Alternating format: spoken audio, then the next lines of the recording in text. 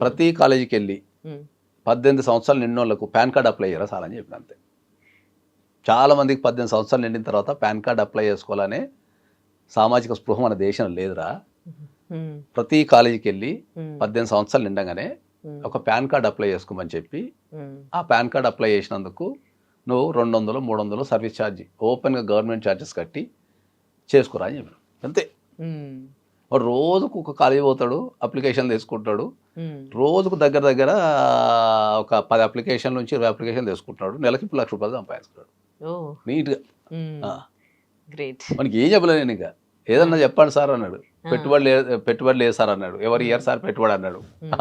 Office పెట్టుకోలేను అన్నాడు. ఇప్పుడు ఎవరు జాబులు ఇయ్యాడు సార్ అన్నాడు. అరే ఏం చేయాలి అని ఆలోచించిన. అరే నీకు ఏదో ఒకటైతే నీకు చెప్తారా భయ్, నువ్వు ఈ ప్రపంచం తలెత్తుకునే విషయం అయితే చెప్తా పోరా అని చెప్పిన. ఇక ఆలోచించారు అసలు పెట్టుబడి పెట్టద్దా, ఇమ్మీడియట్ ఇన్కమ్ రావాలి, అసలు ఏం చేయాలని ఆలోచించి లాస్ట్ వారికి కథరాకు సలహా ఇచ్చిన.